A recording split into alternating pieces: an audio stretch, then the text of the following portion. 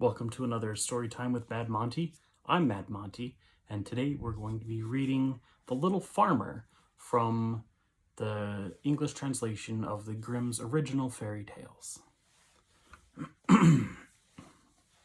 There was a certain village where lived many rich farmers and only one poor one, whom they called the Little Farmer. He had not even a cow, and still less he had money to buy one. And he and his wife greatly wished for such a thing. One day he said to her, "Listen, I have a good idea. It is that your godfather, the joiner, shall make us a calf of wood and paint it brown, so as to look just like any other, and then in time perhaps it will grow and become a cow."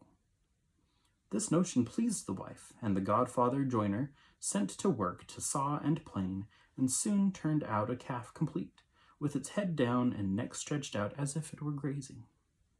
The next morning, as the cows were driven to pasture, the little farmer called out to the drover, "Look here, I have got a little calf to go, but it is still young and must be carried." "All right," said the drover, and tucked it under his arm, carried it into the meadow, and stood it in the grass. So the calf stayed where it was put, and seemed to be eating all the time. And the drover thought to himself, "It will soon be able to run alone if it grazes at that rate." In the evening, when the herds had been driven home, he said to the calf, "If you can stand there eating like that, you can just walk off on your own four legs. I'm not going to lug you under my arm again." But the little farmer was standing by his house door and waiting for his calf, and when he saw the cow herd coming through the village without it, he asked what it meant. The cow herd answered, "It is still out there eating away, and never attended to the call, and would not come with the rest." When the little farmer said, "I will tell you what, I must have my beast brought home." And they went together through the fields in quest of it, but someone had stolen it, and it was gone. And the drover said, "Most likely it has run away." But the little farmer said, "Not it," and brought the cow herd before the bailiff, who ordered him for his carelessness to give the little farmer a cow for the missing calf. So now the little farmer and his wife possessed their long-wished-for cow. They rejoiced with all their hearts, but unfortunately they had no fodder for it, and could give it nothing to eat, so that before long they had to kill it. Its flesh they salted down, and the little farmer went to the town to sell the skin and buy a new calf for what he got for it. On the way he came to a mill, where a raven was sitting with broken wings, and he took it up out of pity and wrapped it in the skin. The weather was very stormy, and it blew and rained, so he turned into the mill and asked for shelter. The miller's wife was alone in the house, and she saw to the little farmer, "Well, come in and lie down in the straw." And she gave him a piece of bread and cheese. So the little farmer ate, and then lay down with his skin near him, and the miller's wife thought he was sleeping with fatigue. After a while in came another man, and the miller's wife received him very well, saying, "My husband is out. We will make good cheer." The little farmer listened to what they said, and when he heard good cheer spoken of, he grew angry to think that he had been put off with bread and cheese. For the miller's wife presently brought out roast meat, salad, cakes, and wine. Now as the pair were sitting down to their feast, there came a knock at the door. "Oh dear," cried the woman, "it is my husband." In a twinkling she popped the roast meat into the oven, the wine under the pillow, the salad in the bed, the cakes under the bed, and the man in the linen closet. Then she opened the door to her husband, saying, "Thank goodness you are here. That what weather it is, and it as if the world were coming to an end." When the miller saw the little farmer lying in the straw, he said, "What fellow have you got there?"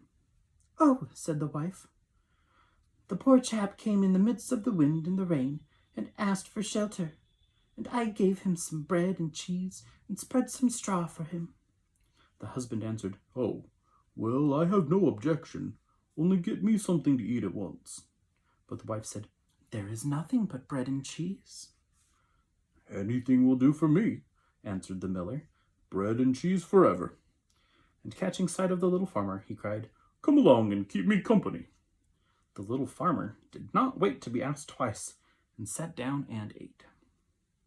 After a while, The miller noticed the skin lying on the ground with the raven wrapped in it, and he said, "What have you got there?" The little farmer answered, "A fortune teller." And the miller asked, "Can he tell my fortune?" "Why not?" answered the little farmer. "He will tell you 4 things, and the 5th he keeps to himself." Now the miller became very curious and said, "Ask him to say something." And the little farmer pinched the raven so that it croaked. "Caw, caw." "What does he say?" asked the miller. And the little farmer answered, "First he says that there is wine under the pillow." "That would be jolly," cried the miller, and he went to look and found the wine, then asked, "What next?" So the little farmer made the raven croak again, and then said, "He says, secondly, that there is roast meat in the oven." "That would be jolly," cried the miller, and he went and looked and found the roast meat. The little farmer made the fortune teller speak again, and then said, "He says, thirdly, that there is salad in the bed." "That would be jolly," cried the miller, and went and looked and found the salad. Once more the little farmer pinched the raven so that he croaked and said, "He says, fourthly and lastly, that there are cakes under the bed." "That would be jolly," cried the miller, and he went and looked and found the cakes. Now the two sat down to the table, and the miller's wife felt very uncomfortable. And she went to bed and took all the keys with her. The miller was eager to know what the 5th thing could be, but the little farmer said, "Suppose we eat the 4 things in peace first, for the 5th thing is a great deal worse." So they sat and ate, and while they ate, they bargained together as to how much the miller would give for knowing the 5th thing. And at last they agreed upon $300. Then the little farmer pinched the raven so that he croaked aloud, and the miller asked what he said, and the little farmer answered, "He said that there is a demon in the linen closet." "Then," said the miller, "that demon must come out of the linen closet." And he unbarred the house door, while the little farmer got the key of the linen closet from the miller's wife and opened it. Then the man rushed forth and out of the house, and the miller said, "I saw the black rogue with my own eyes. So that is a good riddance." And the little farmer took himself off by daybreak next morning with $300. After this, the little farmer by degrees got on in the world and built himself a good house. And the other farmers said, "Surely that little farmer has been where it rains gold pieces, and has brought home money by the bushel." And he was summoned before the bailiff to say whence his riches came, and all he said was, "I sold my calf's skin for $300. When the other farmers heard this, they wished to share such good luck, and ran home and killed all their cows, skinned them in order to sell them also for the same high price as the little farmer. And the bailiff said, "I must be beforehand with them." So he sent his servant home into the town to the skin buyer, and he only gave her $3 for the skin. And that was faring better than the others, for when they came, they did not get as much as that. For the skin buyer said, "What am I to do with all these skins?" Now, the other farmers were very angry with the little farmer for misleading them, and they vowed vengeance against him, and went to complain of his deceit to the bailiff. The poor little farmer was with one voice sentenced to death, and to be put into a cask with holes in it and rolled into the water. So he was led to execution, and a priest was fetched to say a mass for him, and the rest of the people had to stand at a distance. As soon as the little farmer caught sight of the priest, he knew him for the man who was hid in the linen closet at the miller's. And he said to him, "As I let you out of the cupboard, you must let me out of this cask." At that moment a shepherd passed with a flock of sheep, and the little farmer, knowing him to have a great wish to become bailiff himself, called out with all his might, "No, I will not, and if all the world asked me, I would not." The shepherd, hearing him, came up and asked what he would not do. The little farmer answered, They want to make me bailiff if I sit in this cask, but I will not do it." The shepherd asked, "If that's all there is to do in order to become a bailiff, I will sit in the cask, and welcome." The little farmer answered, "Yes, that is all. Just you get into the cask, and you will become bailiff." So the shepherd agreed and got in, and the little farmer fastened on the top. Then he collected the herd of sheep and drove them away. The priest went back to the parish assembly and told them the mass had been said. When they came and began to roll the cask into the water, as it went, the shepherd inside called out, "I consent to be bailiff." They thought it was the little farmer who spoke, and they answered, "All right, but first you must go down below and look about you a little." And they rolled the cask into the water.